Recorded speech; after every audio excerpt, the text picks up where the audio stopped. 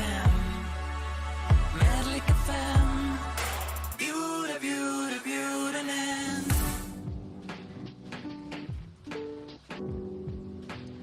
Hola y bienvenidos a todos y a todas las personas que nos están escuchando en este nuestro podcast IKFM. El día de hoy mi compañera Giovanna y yo, Dulce, les hablaremos acerca de un tema muy importante y relevante en el campo de la intervención médica y de la investigación. Como pudieron observar en el título, el asunto del que se tratará en este espacio es el de personas carentes de dar su consentimiento. Para dar inicio a esto me gustaría preguntarte, Giovanna, ¿qué es el consentimiento? Claro, Dulce. En consentimiento primero parte del verbo consentir, que significa permitir algo, asentar una ofensa o una proposición, en la cual se otorga la voluntad con un sí. Por eso se entiende entonces que en consentimiento es la acción de conformidad de una persona que expresa su voluntad de manera libre, sin existir violencia o engaño hacia ella. Muchas gracias por la explicación. Igualmente, me gustaría añadir que el consentimiento puede ser expresado de dos maneras.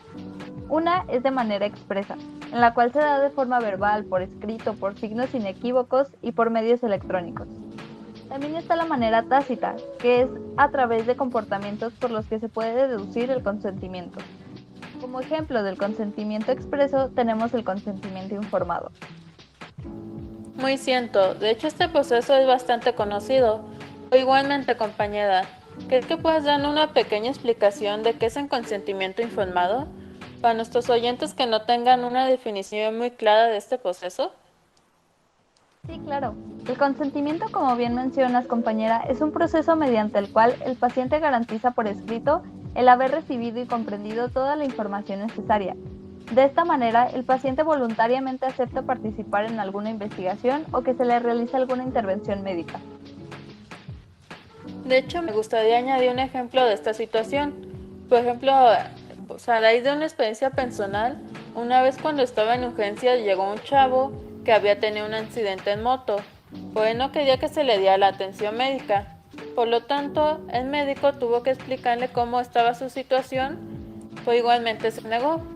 Por lo que el médico tuvo que darle a firmar el documento de que rechazaba la prestación médica.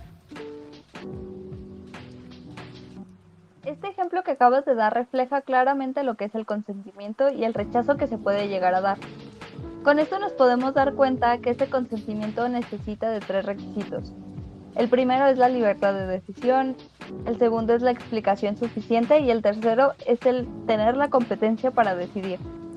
De hecho, este último requisito es nuestro parteaguas para poder iniciar a ahondar más en el tema a tratar en este episodio. Iniciaremos definiendo qué es la capacidad de decisión.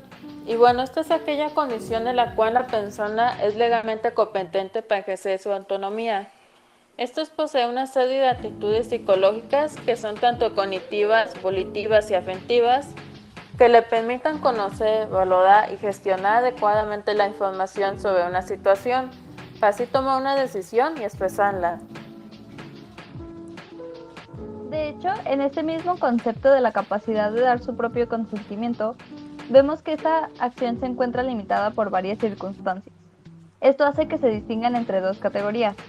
Una de ellas son las prácticas, que aquí, por ejemplo, se incluyen casos de emergencia, de investigación epidemiológica y tratamiento clínico, entre otras. Dentro de esta categoría entran los casos de las personas que llegan inconscientes a una unidad médica y requieren de alguna intervención urgente. Al estas personas estar inconscientes, su capacidad de dar el consentimiento se ve limitada, y para estos casos es necesario que el médico tome medidas especiales.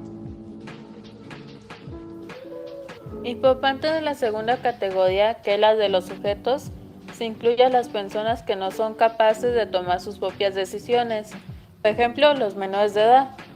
También están las personas que ya no pueden tomar sus propias decisiones, al igual que personas temporalmente incapaces de tomar sus propias decisiones y personas con discapacidades intelectuales graves. En este caso podemos poner de ejemplo una persona que padece algún deterioro neurológico como el Alzheimer. Si a esta persona se le ofrece un tratamiento médico que pueda ayudarle o le representa algún beneficio, Es necesario que tomemos en cuenta como parte de este consentimiento a parientes o amigos, considerando las preferencias, los valores y los deseos del paciente, así poder apegarnos lo más que podamos al consentimiento que el individuo daría en caso de gozar de buena salud. Un caso que sin duda pasa en cuestiones médicas. Pero Giovanna, mientras estábamos hablando de todo esto, me surgió una duda que espero que me la puedas responder. ¿Hay alguna manera de evaluar si una persona tiene esta capacidad de consentir? De hecho, sí, qué bueno que lo preguntas. En este caso tenemos la entrevista McCarthy, que incluso es la herramienta más utilizada para evaluar la capacidad para consentir un tratamiento.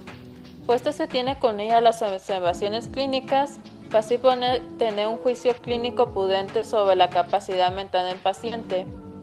Un punto importante de mencionar es que es indispensable tener en cuenta que hasta que no se demuestre dicha incapacidad para otorgar el consentimiento, tanto jurídicamente y médicamente, el consentimiento lo debe entregar a la persona sobre la cual recaerá en procedimiento o bien en tratamiento médico. Me parece muy interesante esto último que comentas. Incluso siento que a partir de aquí podemos dar inicio a las explicaciones sobre las medidas que se deben de tomar con las personas carentes de dar su consentimiento.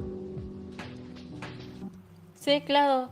A mí me gustaría iniciar comentando que se les tiene que conceder una protección especial y que igualmente se debe de brindar una autorización a una persona que sirva como suplente para tomar las decisiones. Esta debe respetar la historia personal, las manifestaciones escritas o documentadas de la persona carente.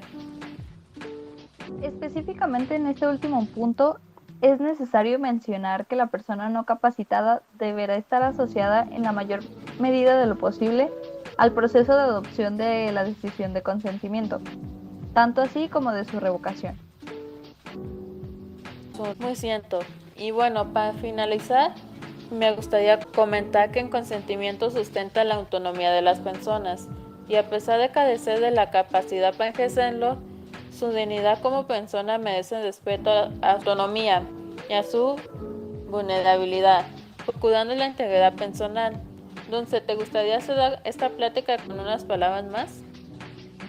Claro que sí, Giovanna. Mira, me parece muy importante todo lo que acabas de destacar, así como considero que es relevante que llevemos a la práctica la búsqueda del bienestar para todas las personas, y así poder ayudar en la medida de lo posible a aquellas personas que son carentes de la capacidad de dar su consentimiento.